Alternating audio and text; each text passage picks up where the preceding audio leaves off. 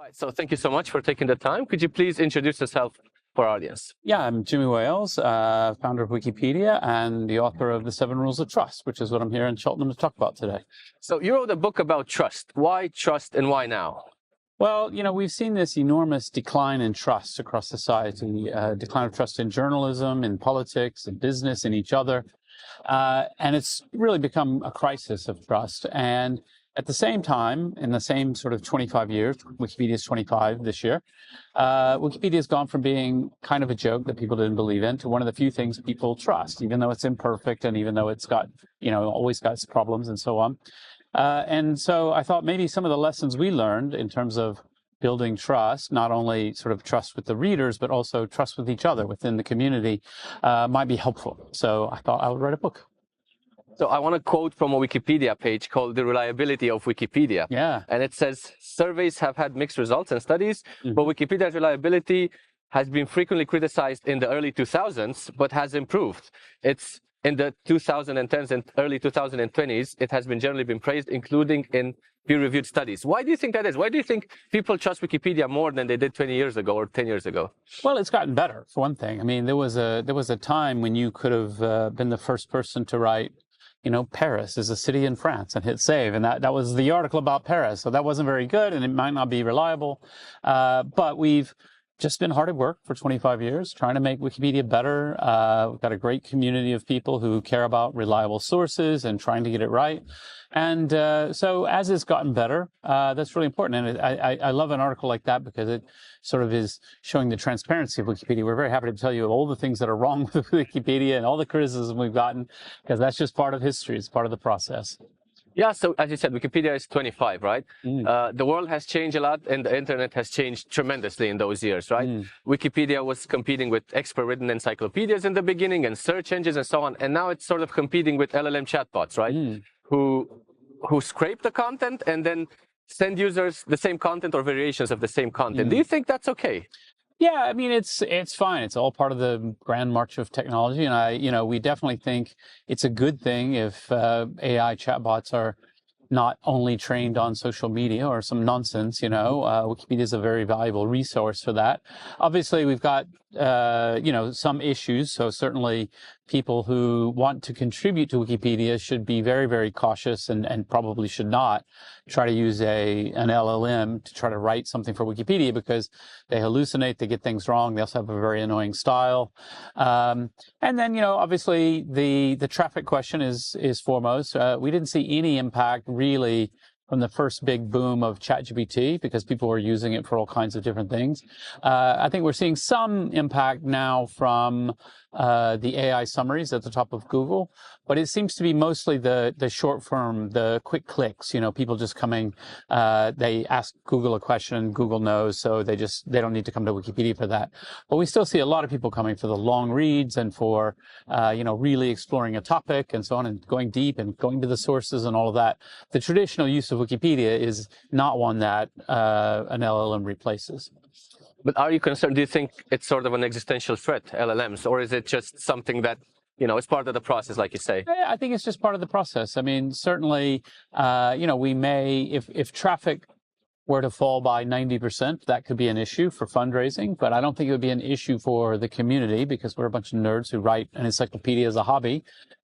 So, we're going to carry on regardless. And we have to be thoughtful about, okay, what is our place in the internet? What is our place in the world? I mean, there was a time when the rise of mobile presented some new interesting challenges for us because it's very hard to edit Wikipedia on a mobile phone, always will be, even if we make it as good as possible. It's, tiny screen and all that. But reading in the early days was maybe not so good, and that's gotten to be really good. People read Wikipedia on their phones all the time. So, these changes happen, and we have to think about them, like, how can we use them? What is the right way?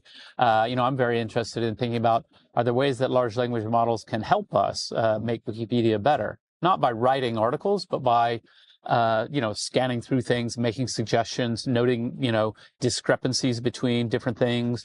That could be useful. We're experimenting with some things like that. So you're experimenting right now, but is there any AI feature actually implemented in Wikipedia editing in some sort? No, not really. Not much. I mean, we have a little bit of, not large language models. We have a little bit of machine learning to help identify vandalism and things like that. But in terms of large language models, not really. I mean, the community is using different tools kind of completely independently, like they're exploring, they're learning things. So I'm sure some of them are using large language models in some interesting ways, but it's not yet, formally part of the process. You mentioned that Wikipedia has gotten better. Is there maybe also a sort of emotional response that people have? Because Wikipedia, it's imperfect, as you say. It's constantly building. It's very human in a way, right? It's just people arguing with each other, I saw. Whereas LLMs are the opposite, where they're very convincing, but they're also very opaque. There's no transparency. That's right. Yeah. Do you think people sort of appreciate that and trust that? Yeah, I think they do. I think it does give rise to trust. The fact that you can click on the talk page and see what are the Wikipedians arguing about, like that's useful, If a chatbot gets something wrong, well, it probably didn't mean to. It probably just hallucinated, or it was just said what it was trained on and so forth. But that human element of really challenging things, really chewing on ideas, really being open to someone coming and say, hey, I think you got this wrong. And then you say, oh, hold on, did we get this wrong? Yeah, let's have a conversation about that. As long as we take that healthy attitude, we'll always be doing great. Zooming out, mentioning one of the things you said, that there's a crisis of trust, right, worldwide. Do you think there's an overarching theme that's thinking, lack of trust or declining trust in politics and in journalism? Do you think there's something in our society that's causing that? Is it sort of, I don't know, people just being more pessimistic? Or I think it's a few things. So certainly we can point to the toxic nature of a lot of social media, where when you go on social media, you tend to get very, very negative feedback and negative views because that keeps people engaged. They want to argue with someone on Twitter, and it's a waste of time, but there you are. Other things, there are definitely politicians who are deliberately and very loudly trying to undermine journalists and journalism. That's obviously a problem because we need journalists, we need journalism, and crossing the line from a legitimate critique or concern. Like if somebody says, well, the New York Times does have a liberal bias, it's a bit left-wing, and you need to, okay, that's a conversation. If you say, the New York Times, fake news, it's complete trash, hey, that's ridiculous. That's not even helpful at all. And you're undermining the very thing that we need as a society, which is a shared understanding of reality, a shared truth.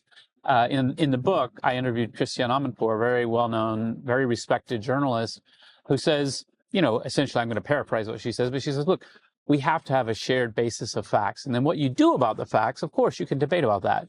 But that shared basis of facts, if you don't even have that, then the rest of the debate is absolutely pointless because you're not even looking at the same reality. So this is very important. Yeah. And social media platforms they're driven by engagement, and they always try to milk so much engagement. Whereas you said Wikipedia is built around trust in a way, or it functions around trust. Do you think there's a world in which social media platforms could be also built around trust? Could they be profitable and, contribute to a healthier society? I mean, I think so, but I think it's a hard problem. I will concede, it's easy to criticize. It's much harder to offer a more positive way forward. I do think they can do a better job, and I certainly would say of all the various platforms, some are better than others. I feel like YouTube has been aware for a long time that if they aren't very careful, their algorithm will start to promote really bad and negative things and send people down dark places. And they do work to combat that because they have an understanding that actually for our long-term business model, people thinking we're destroying society isn't actually very good for us. Do they always get it right? Of course not. Like, it's a big company, they've got a lot going on. But I do think they're doing better than some of the others. And some, they just don't care at all. Like, they really just are very happy to put forward. Maybe they are ideological themselves, Elon, and really want to promote certain views. And they're happy to use their platform to do it. And I just think that's not probably what we really need right now. Yeah. Going back to Wikipedia, I think everyone's a Wikipedia user, more or less. And every now and then you see these messages like, we're fundraising, we're missing so much funds. It always seems like Wikipedia is vulnerable, like it's always on the edge. Is that the case? Yeah, I mean, we have to take fundraising seriously. We're doing fine. We are very careful financially as an organization. So to be so giant and a global brand, we keep a pretty small budget. We try to manage things. We try to build our reserves and so on, because we don't know what technology is coming and all of that. We don't want to scare people, right? We think, donate because you want to keep us healthy, not because we're about to go out of business. Okay. So Wikipedia also seems very unlikely. When you tell someone the story about how it started, it seems, at least to me, like an unlikely success story. Did you think it was going to succeed in the beginning? Was it something you were confident in? Yeah, the thing is, I always say I'm a pathological optimist, so I always think everything's going to be fine. It's just my nature. So I was like, yeah, this sounds fun. This sounds great. Let's do it. Like, it'll be great, So yeah, I was always very optimistic. And, even in the very early days, I saw when we switched to the wiki model from a previous model, which was very old-fashioned, very top-down, and suddenly this burst of activity came from the community, and we got more work done in 2 weeks than we had in almost 2 years. I was like, this is cool. Like, this is actually really interesting. Like, we've by having this very open model where people can come and get started, we've unlocked people's excitement and energy, and this is fantastic. So even in the very early days when various problems arose and things like that, I felt fundamentally this is going to be okay. Yeah, and I think that's pretty much. Or if you have any 10 seconds takeaway from your book, if there's one idea you want your people to take from your book. So make it personal is rule number 1 in the book, and it's really about thinking about the other person who's involved and how are they feeling, what are they doing, because you're much more likely to build trust if you can understand the people around you. Brilliant. Thank you.